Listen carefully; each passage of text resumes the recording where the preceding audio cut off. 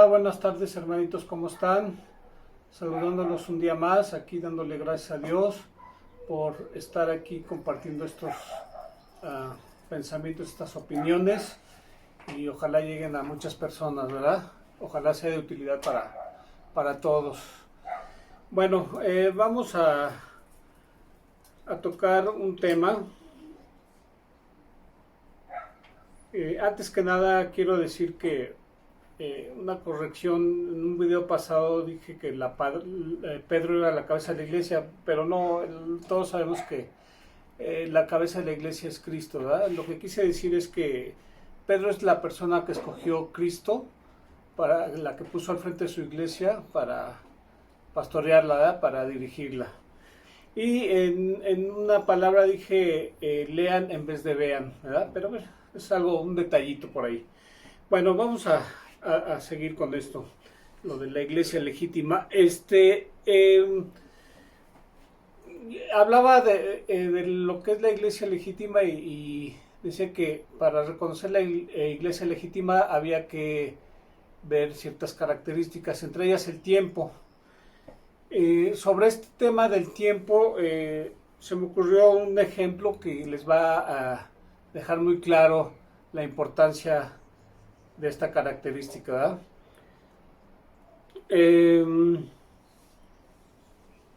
Vamos a suponer que ustedes o cualquier persona o yo tiene una idea, ¿verdad? De ayudar a la gente y quiere formar una sociedad, una asociación o no sé, se me ocurre una ONG, ¿verdad?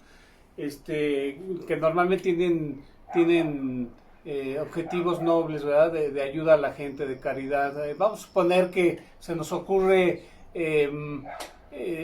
fundar una sociedad, una ONG que ayude a aquellas personas que viven en familias disfuncionales y que por alguna razón huyen de su casa, ¿verdad? Ya sean niños o adolescentes o inclusive adultos, ¿verdad? Que son maltratados físicamente o psicológicamente o espiritualmente estas personas, ¿verdad? Entonces brindarles un apoyo moral, psicológico, espiritual y físico, ¿no? De un albergue o algo así. Y vamos a crear este organismo y vamos a poner las políticas, las reglas, los lineamientos para llevar a cabo esta actividad, ¿verdad?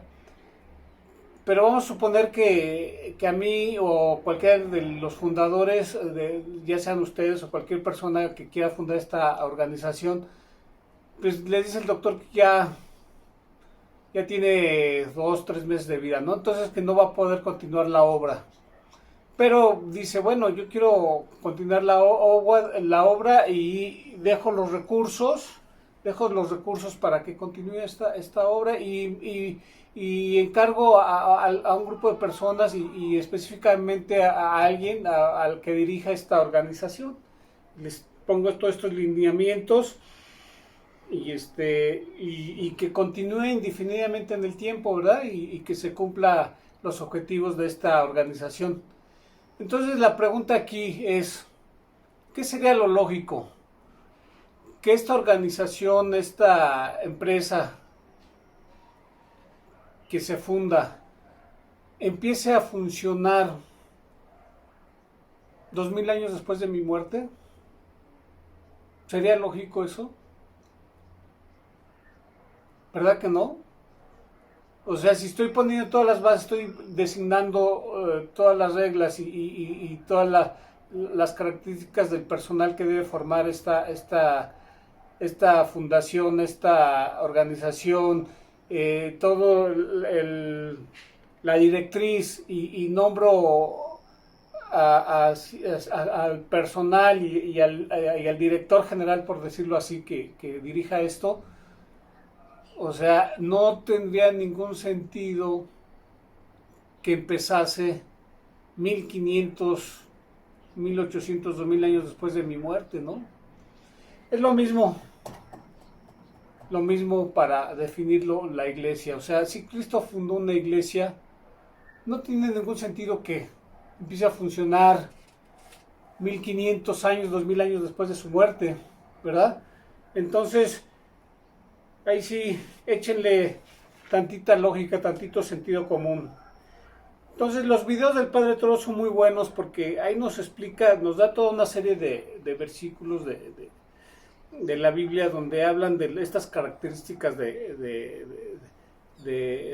la iglesia, ¿verdad? De la iglesia que funda Cristo, ¿no? Pero un versículo muy importante a tocar, a recordar de esta iglesia es que esta iglesia lleva a cabo una doctrina, ¿verdad? Entonces, si yo me salgo de esa doctrina, pues yo estoy cayendo en el peligro que dice segunda de Juan 1:9, ¿no? Que todo el que se excede y no permanece en la doctrina no posee a Dios, ¿no? Entonces hay que analizar bien cuál es la consecuencia de salirme de esa doctrina, ¿verdad? Por eso es muy importante que lo piensen antes de cambiarse a una secta, a otra religión. Yo sé que les suena muy atractivo y les hablan muy bonito y todo esto, pero lo más importante es que no se salgan de la doctrina que dictó Cristo y que no vayan a caer en lo que dice 2 de Juan 1:9. Ahora bien, el tema más propiamente de este video es la religión salva. Toco este punto porque me he encontrado con evangélicos que me hacen esa pregunta. ¿La religión salva? ¿La religión te salva? Pues cuando oigo esa pregunta se me hace una pregunta muy tendenciosa, ¿no? O sea, ¿qué me quieren dar a entender? ¿Que la religión nos salva?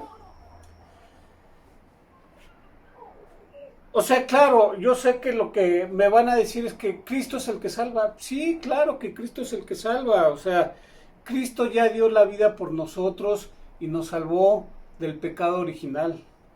Del pecado original. ¿Sí? Se habla de los pecados por la humanidad porque somos muchos humanos. Sí, pero de un solo pecado, el pecado original.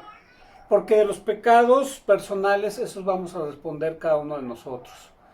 Y sí estamos de acuerdo, Cristo es el que salva, ¿sí? Y los católicos decimos que también los santos y la Virgen María pueden salvar con su intercesión,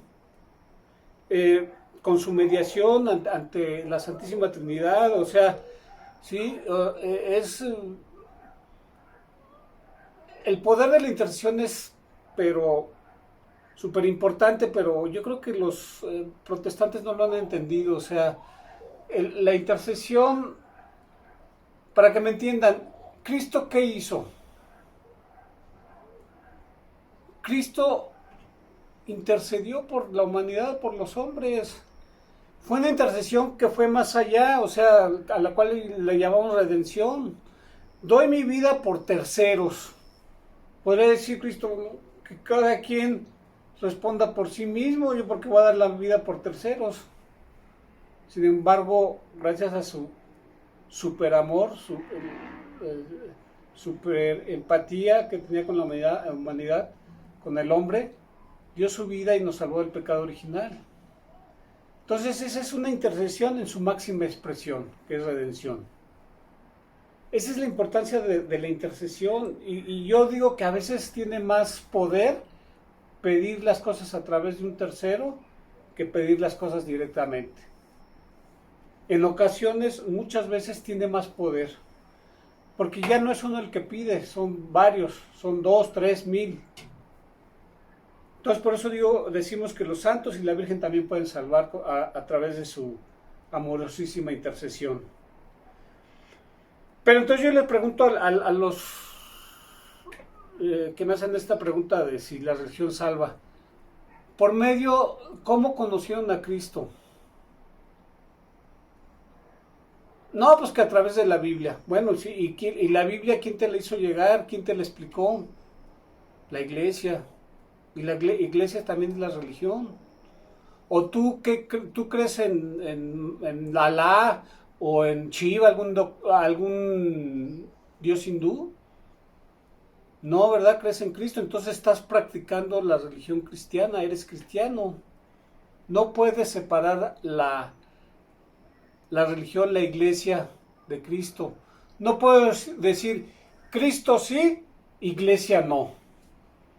Ya el Padre Luis Toro lo demostró, la importancia de la iglesia. A Cristo se le da la gloria, a Dios se le da la gloria en la iglesia.